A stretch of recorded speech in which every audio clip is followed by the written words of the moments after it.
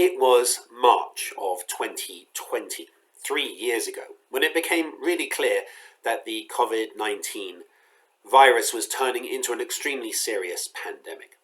And the scientific advice at the time was really clear that we needed to minimize all physical interactions between people. And so we shut down the office and we shut down services in person and moved everything online.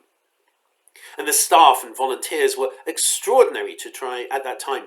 They worked beyond anything you could possibly imagine to try to help people remain connected. But services were a real challenge. Rabbi Jenny and I were running the services at the time, and we started by leading the services in the main sanctuary with the camera up at the top. And it was a profoundly lonely experience for us. And we realized that people weren't connecting in services, which is an essential part of services. So we moved on to Zoom, and we brought my laptop, and Rabbi Jenny in particular, created slides, so many slides, so that people could see us and could also see the liturgy in the same view. And we in fact then moved services to home.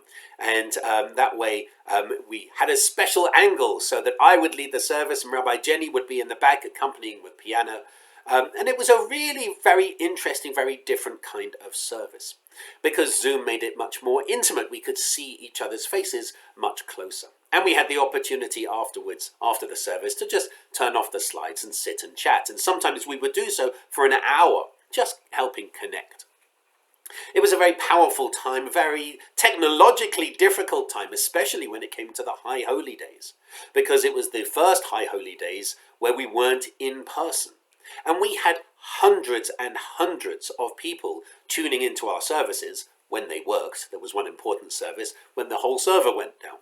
But hundreds of people tuned into our services, which had slides. It had music recorded by members of our community embedded in the slides. And that also happened in Shabbat services when Fred accompanied on guitar, and we embedded that in the slides and I would sing along to it. Really, it's been quite an extraordinary technological, social and religious journey.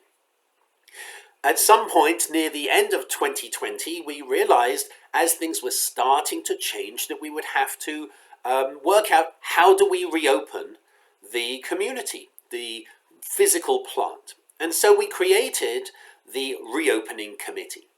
And we had heard a huge variety of opinions in our community, from everything must remain shut down and we must really not have any contact between people for a very long time, to those who said we need to bring everyone together as quickly as possible so that everyone can catch COVID-19 so that we can all become immune to it. We really had an entire range of views in our community. And so what we did was we deliberately picked people in our community, we asked people to join, and then we specifically picked people with widely differing perspectives so that we could get a full cross-section of opinions in our community. And those people helped form the reopening committee. And I think it was in 2021, it was around May or June 2021 when we started having in-person services again. And the negotiations that we had to have were quite extraordinary, especially with the B'nai Mitzvah families, where they wanted to bring as many people as possible, but the recommendations were that we couldn't have loads of people.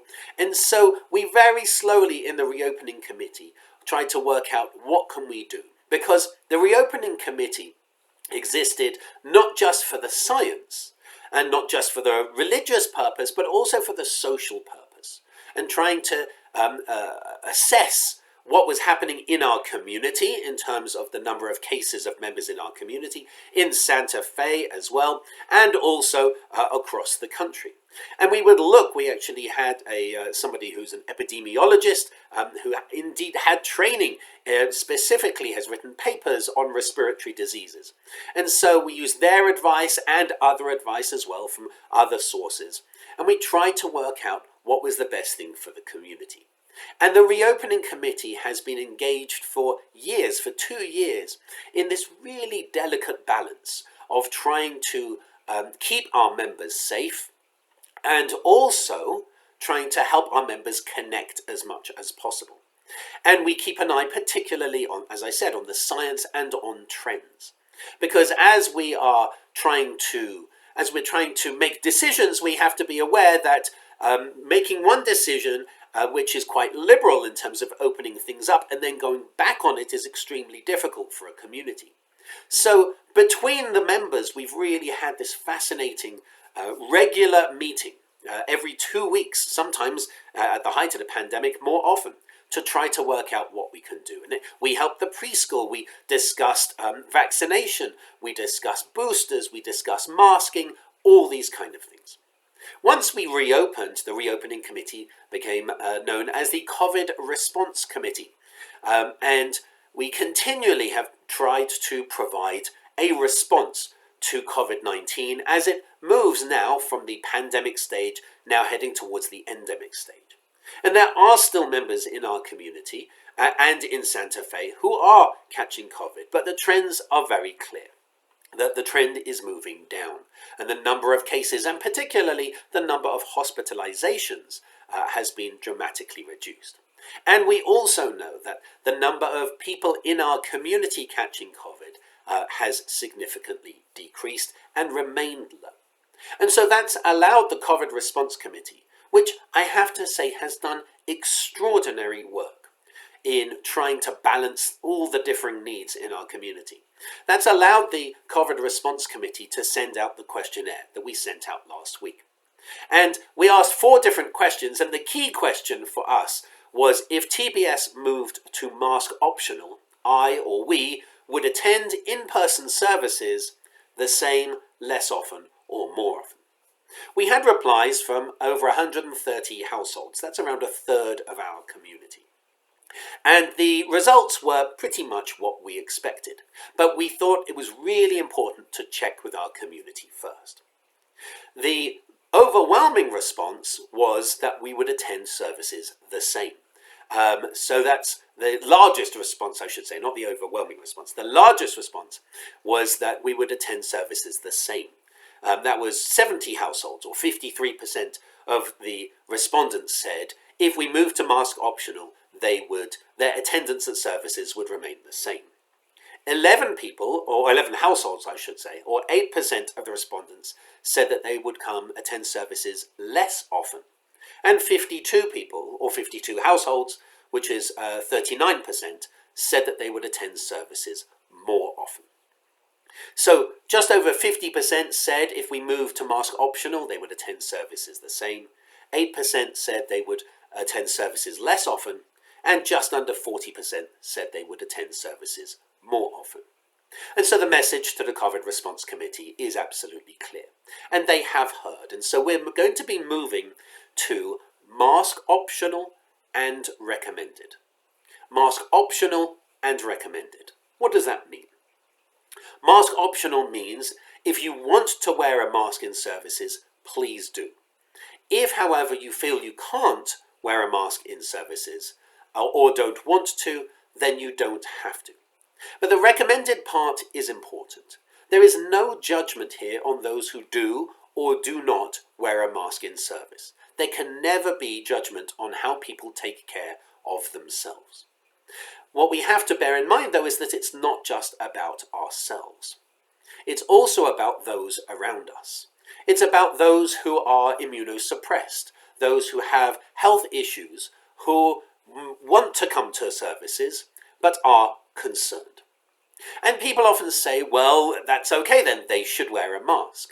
But the science is very clear that wearing a mask protects you to some degree, but if someone potentially has COVID or is carrying COVID, then them wearing a mask is more effective in stopping the transmission of the virus. In other words, wearing a mask for the person who receives or might potentially receive COVID is effective, but wearing a mask just in case you are carrying COVID and may give it to someone else is scientifically, interestingly enough, more effective. And so therefore, we say it's optional and recommended. We recommend that if you are able to, we recommend that you wear a mask because that protects the vulnerable in our community. And so we're moving to mask optional and recommended. And this is a really big change in our community. It's probably the biggest changes from COVID in 2 years since we reopened. We really encourage you to please be as sensitive as possible to the needs of others.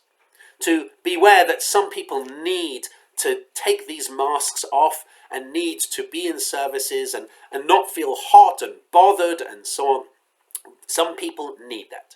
And some people need to wear a mask. And we encourage everyone to please be sensitive to everyone's needs as we make this really important transition.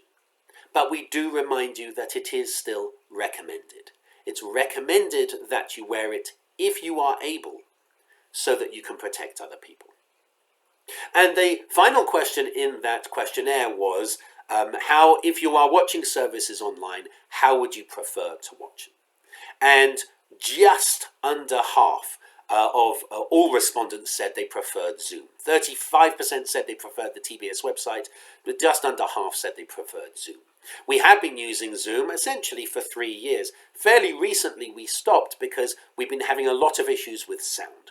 And it's actually really difficult to be leading a service and all the comments appearing in the chat. I can't hear, there's something wrong with the sound, can't hear Cantaliana's guitar, and so on. But it's quite clear, you've sent a very clear message to us that you would like us to go back to Zoom. So what we're going to do is really try to look at how we can make Zoom services work again as effectively, efficiently, and as well as possible so that everyone can hear. This is a big change in our community, an important change and a timely change. It's an appropriate change. And I really want to emphasize that this is a change that has been based on a huge number of factors. Factors from the science, from the number of cases in our community, the number of cases in Santa Fe, what other faith communities in Santa Fe are doing, what other temples around in New Mexico are doing, and so much more. And also, of course, what our members are feeling and expressing to us. This has been a really big decision by the COVID Response Committee.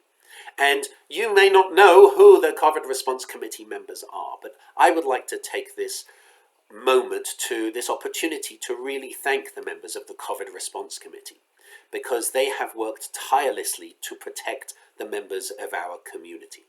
And you know they're doing pretty good job when you have people who are saying they're frustrated because they want to open up more, and there are others at the same time saying they're frustrated because we want to shut things down more, and there seems to be a balance, and that's the point, that we come together and we hear different views and we try to respond to everyone and find a middle ground as much as possible.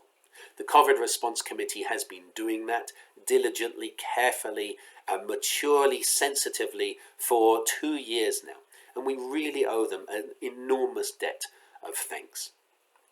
And so this is a start for something else in our services. We are going to try to work out how to return to Zoom as soon as possible. And we encourage you, especially those 52 people who said they're going to come to in-person services more often. I hope to see you on Shabbat. I hope to see you in services soon. We have lots going on, and we have Onyx coming back as well. This is a really exciting time, a chance for us to be together, to see each other fully, and indeed, after services, to sit down and share food with each other. This is a really important time, and so I want to thank the COVID Response Committee, and I also want to thank the members of our community for their patience, for their feedback, and for their understanding of what the COVID Response Committee has been trying to do. We encourage you to look at all of the exciting things that are happening in our community in the e-Digest. And I hope to see you this evening, where we're looking at Earth Day. We have an Earth Day themed service, and I will be sharing a sermon about my thoughts on Earth Day, which as an ecologist may be different to what you expect. I hope to see you soon, and I wish you Shabbat Shalom.